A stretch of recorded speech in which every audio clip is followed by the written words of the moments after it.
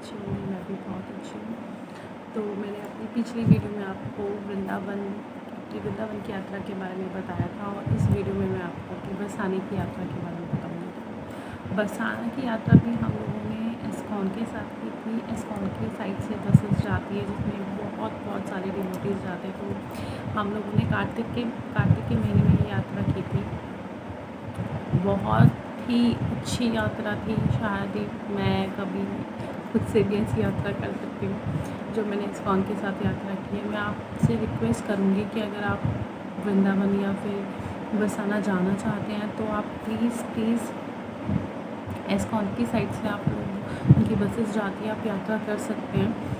सब कुछ बहुत अच्छा होता है, अरेंजमेंट भी बहुत अच्छे होते हैं। थोड़ा ऊपर नीचे हो जाता है क्योंकि 250, 300, 400 लोगों के साथ यात्रा करना थोड़ा टफ़ हो जाता है, इतना मैनेज करना भी टफ़ हो जाता है, लेकिन फिर भी सब चीज़ बहुत अच्छी होती है। अगर आप मेन काम से गए हैं यानी दर्शन धाम की यात्रा, अगर वो आपकी अच्छी हो जाती है तो बाकी चीज़ें ऊपर नीचे हो भी जाए तो इतना पता नहीं चलता। तो वो जो मेरी बरसाने की यात्रा थी हम लोगों ने इस्कॉन के साथ की थी और वो थी कार्तिक के महीने में। और वो उस यात्रा का 2 दिन का हम लोगों का आई थिंक 3000 रुपीज़ या 2500 रुपीज़ पर पर्सन ऐसे कुछ था। 2 डेज़ का था वो और उसमें सब कुछ इंक्लूड था, सब कुछ। आपको एक पैसा एक्स्ट्रा अपने से नहीं करना था। ऑब्वियसली तो आप शॉपिंग करते हो उसका तो आपको अपने आप से ही खर्चा उठाना पड़ता है। उसके अलावा सारा सब कुछ उनका ही था। वो यात्रा मतलब जब यहाँ से यात्रा शुरू हुई टेंपल से हम लोग बस में बैठ गए थे और मैं अपने सन से सिर्फ एक बात कहती थी कि मुझे ना विनोद बिहारी बाबा जी के दर्शन करने, क्योंकि मैं उनके लेक्चर्स सुनती रहती हूँ। तो उन्होंने कहा कि एक दिन में कहाँ दर्शन हो पाएंगे। मैंने कहा हाँ यार, एक दिन में तो पॉसिबल भी नहीं है दर्शन होना, क्योंकि हमें पता भी नहीं वो कहाँ रहते हैं। और वो जब परिक्रमा के लिए आते हैं बस या फिर राधा रानी जी के मंदिर आते हैं दर्शन के लिए तो वो अर्ली मॉर्निंग आते हैं, या फिर मुझे अर्ली मॉर्निंग ही पता था, रात का मुझे नहीं पता था उनको भी दर्शन के लिए आते हैं। तो हम लोगों का ये था कि मेरा मतलब यही होता था कि काश विनोद बिहारी बाबा जी के दर्शन हो जाते, काश विनोद बिहारी बाबा जी के दर्शन हो जाते। तो लेकिन हम लोग वृंदावन पहुँचे 2 या ढाई बजे हम लोग बरसाना पहुँचे थे 2:30 बजे। तो प्रभु जी ने कहा कि टाइम बहुत ज़्यादा हो गया है और आधा दिन तो हमारा ट्रैवल में ही निकल गया था कि अब हम सीधा राधा रानी के मंदिर चलते हैं घेवर की परिक्रमा करते हुए। तो हम लोगों ने कहा, पहले तो हमें लगा था कि हम थके यार, कैसे घेवर की परिक्रमा करेंगे, कैसे इतना, लेकिन आप बिलीव नहीं करेंगे इतने लंबे सफ़र के बाद भी हमें ऐसा लगा कि हमें लग ही नहीं रहा था कि हमने ट्रैवल किया। मतलब पता नहीं, मैं कभी भी इतना लंबा ट्रैवल नहीं कर सकती, वो भी कंटिन्यू, लेकिन सच में नहीं पता चला कि हमने उस धाम में परिक्रमा की है या उस धाम की यात्रा में, मतलब कुछ नहीं पता चला। तो हम लोग जैसे ही गए तो हमारे साथ एक प्रभु जी माता जी थे इस्कॉन में, मतलब इस्कॉन से जुड़े हुए वो भी, तो वो हमें वहीं पे मिले थे, हमारे बहुत अच्छे फ्रेंड्स बन गए थे। तो उन माता जी के पैर में फ्रैक्चर आ रखा था, तो हमने डिसाइड किया कि कोई नहीं, सब डिवोटीज़ मतलब संगत आगे चले जाए, पर हम लोग जो है, मैं, मेरी मदर, मेरे हस्बैंड और प्रभु जी और माता जी, हम 5 लोग माता जी के साथ ही यात्रा करेंगे, क्योंकि माता जी ने मना कर दिया था कि मैं ई रिक्शा से या फिर बाइक से यात्रा नहीं करूँगी, मैं पैदल यात्रा करूँगी। तो हमने सोचा था हम उन्हीं के साथ यात्रा करेंगे। तो सारा मतलब जितने भी डिवोटीज़ थे, जितना भी सब लोग थे, वो सब आगे चले गए थे, हमसे काफ़ी आगे थे और हम लोग बहुत पीछे थे। लेकिन फिर भी हमारी यात्रा बहुत अच्छी रही। मैं फिर भी तब भी यही सोची थी काश विनोद बिहारी बाबा जी के दर्शन हो जाते, काश। तो आपको एक इंसिडेंस बताती हूँ। जब सब लोग दर्शन करने के लिए गए, बहुत भीड़ थी मंदिर में, बहुत, क्योंकि इस्कॉन से करीबन 300-400 लोग आ रहे थे और जो मंदिर के लोग थे वो अलग थे, बहुत भीड़ हो गई थी। लेकिन माता जी के पैर में फ्रैक्चर था, तो माता जी ने कहा मैं इतनी भीड़ में जा नहीं सकती, क्योंकि अगर कोई चढ़ गया पैर में तो फिर तो मेरा मतलब फिर तो मुझे सीधा दिल्ली वापस जाना पड़ेगा।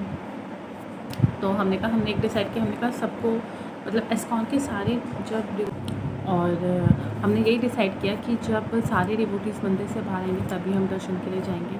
तो जब सब डिवोटीज़ मंदिर से बाहर आ गए तब हम लोग मंदिर के अंदर गए और हम लोगों को इतने इतने इतने अच्छे दर्शन हुए, बहुत अच्छे दर्शन हुए, हमें बहुत खुले दर्शन हुए। मतलब ऐसा लग रहा था बिल्कुल मैं मतलब मंत्रमुग्ध थी।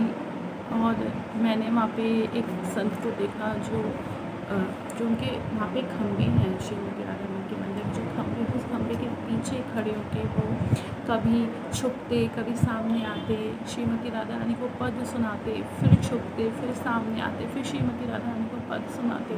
तो मतलब वो चीज़ देखकर मैं इतना भावविभोर होने वाला वो सीन था कि अगर आप भी देखते तो शायद आप भी बोलते कि मतलब ऐसा भक्ति शायद ही मैंने कहीं देखी हो, ऐसा भक्ति का रस जो हमें बरसाना में देखने को मिला, शायद ही आप हमने कहीं और देखा हो।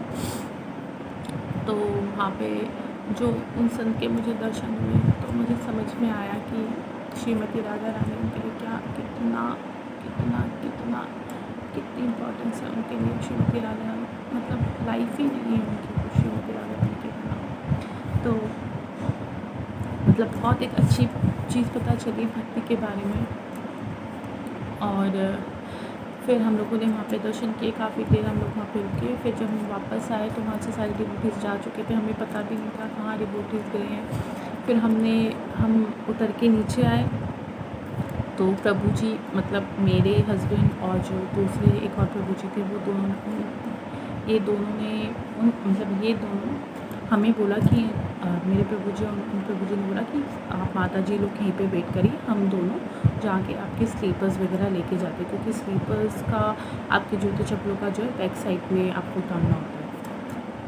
तो दोनों मेरे प्रभु जी और प्रभु जी गए स्लीपर्स लेने। अब वहाँ पे जब स्लीपर्स लेने गए तो मेरे प्रभु जी को मेरी मम्मी की स्लीपर्स ही नहीं मिली। वो ढूंढ रहे उनको मिली नहीं, क्योंकि हमने एक ही रैक में सारा उतारा था। तो वो कह रहे वहाँ से मिसिंग है, नहीं मिल रहा।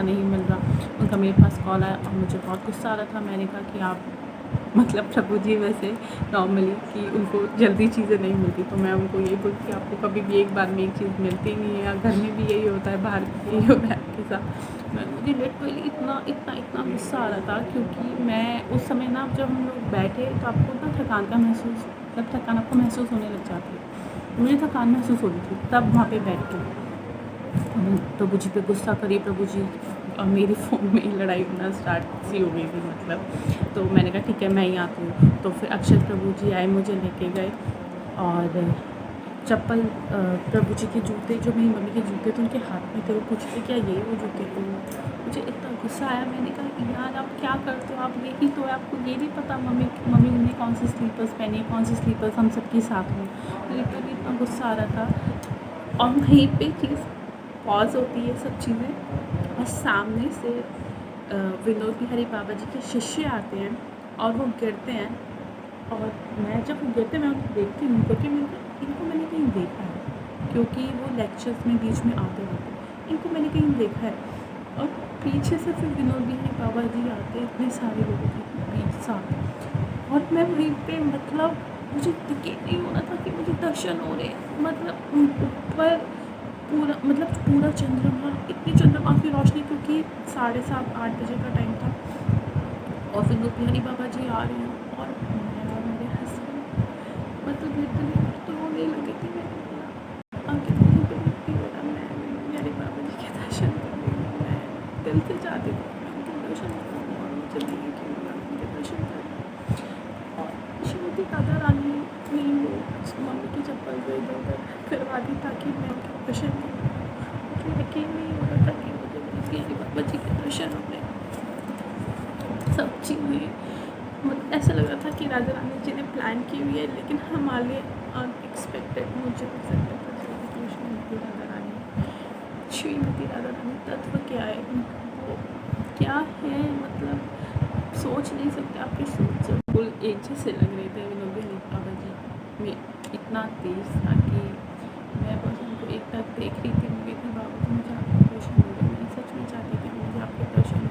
और दर्शन होने के बाद मुझे और मतलब मेरे हस्बैंड को बहुत अच्छे दर्शन हुए।